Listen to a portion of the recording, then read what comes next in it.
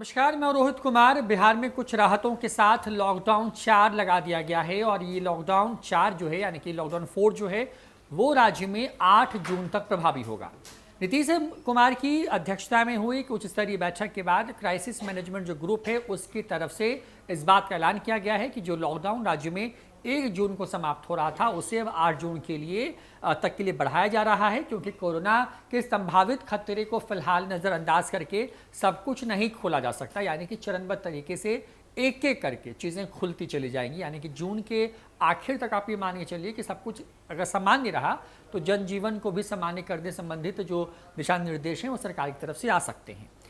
कुछ महत्वपूर्ण जो है ऐलान किए गए हैं, जिसमें अब दुकानों को, जिसमें सभी प्रकार की दुकानें शामिल हैं, उनको अल्टरनेट खोलने की अनुमति है, जबकि जो वक्त है उसको भी बढ़ा करके सुबह 6 से दोपहर के 2 बजे तक के लिए कर दिया गया है। इन तमाम चीज़ों के बीच में बिहार सरकार द्वारा मंत्रियों के भ्रमण पर लगाई गई रोक जो है बदस्तूर जारी रहेगी।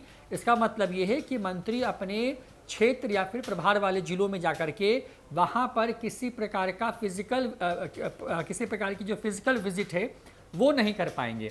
क्या है पूरी खबर बताते हैं आपको विस्तार से। तो बिहार में एक बार फिर से लॉकडाउन की अवधि को बढ़ा दिया गया है। मुख्यमंत्री नीतीश कुमार की अध्यक्षता में आयोजित बैठक में इस पर निर्णय लिया गया है। अब 8 जून तक बिहार में लॉकडाउन प्रभावी रहेगा। हालांकि इस बार इस अवधि में कई तरह की छूट दी गई है। सीएम नीतीश कुमार ने खुद ऐलान किया कि व्यापार के लिए अतिरिक्त रियायत दी गई है। लॉकडाउन में भले ही कई तरह की छूट सरकार ने दी हो, लेकिन मंत्रियों को घूमने पर लगी पाबंदी आगे भी जारी रहेगी। विश्वस्त आधिकारिक सूत्रों से मिली जानकारी के अनुसार मंत्रियों के अपने विधानसभा क्षेत्र, प्रभार वाला जिला या अन्य जिलों में घूमने पर लगी पाबंदी आगे भी जारी रहेगी। इस संबंध में बिहार सरकार ने 23 मई को ही पत्र जारी करके मंत्रियों के भ्रमण पर रोक लगा दी थी। यह रोक आगे भी जारी रहेगा। बता दें कि 23 मई को कैबिनेट सचिवालय की ओर से मंत्रियों के आप्त सचिव को लिखे गए पत्र में ये कहा गया था कि कोरोना संक्रमण के फैलाव को रोकने के लिए लॉकडाउन लागू है। प्रतिबंधों की अवधि में मंत्रियों द्वारा अलग अलग सरकारी योजनाओं के कार्यान्वयन और अन्य कामों में नियमित अपने निर्वाचन क्षेत्र या अपने प्रभार के जिलों में परिभ्रमण की सूचना प्राप्त हो रही है। पूरा बिहार कोरोना वायरस जनित महामारी के संक्रमण की दूसरी लहर के प्रभाव में है। राज्य सरकार की ओर से महामारी के संक्रमण को नियंत्रित करने के उद्देश्य से लोगों और वाहनों के आवागमन पर कड़े प्रतिबंध लगाए गए हैं, लेकिन मंत्रियों द्वारा प्रतिबंधों की अवधि में जिलों का परिभ्रमण करने से आम जनता के में नियमों का पालन करने को लेकर के प्रतिकूल प्रभाव पड़ना संभावित है।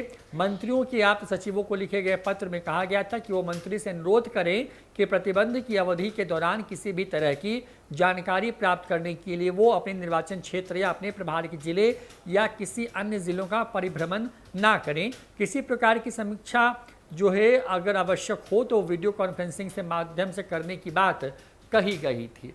अब इसका अगर आम भाषा में या सरल भाषा में समझाएं तो ये है कि अमूमन जो भी मंत्री हैं वो अपने विधानसभा क्षेत्र या फिर उनके प्रभाव वाला जिला, यानी कि किसी मंत्री को कोई ज़िला दिया गया है तो उस ज़िले में जाकर के वहाँ पर जो समस्याएं हो रही थी, लोगों से मिलना, कम्युनिटी किचन में जाना, अस्पतालों का निरीक्षण करना, वहाँ के डॉक्टरों से, जिलाधिकारियों से मीटिंग करना, ये तमाम तरह के कार्य किए जा रहे थे। लेकिन इसकी वजह से जो आम लोग हैं उनके ऊपर ये प्रभाव पड़ रहा था कि क्योंकि वो मंत्री हैं इसलिए वो आ सकते हैं और वो आमजन है इसलिए उनको ई पास चाहिए या उनके पास कोई वैध कारण होना चाहिए जिसकी वजह से वो यात्रा कर पाएँ। तो इन तमाम चीज़ों पर एक तरीके से जो है जो रोक लगाई गई थी सरकार की तरफ से, अब वो रोक आगे भी जारी रहेगी। इसका मतलब यही है कि जो भी माननीय मंत्री हैं वो अपने जहाँ पर हैं वो वहीं से उनको वीडियो कॉन्फ्रेंसिंग के माध्यम से लोगों की समस्याओं को, स्थिति को लेकर के समीक्षा करना तो है, लेकिन वो फिजिकली उन जगहों पर नहीं जाएंगे। फिलहाल इस वीडियो में इतना ही। नमस्कार।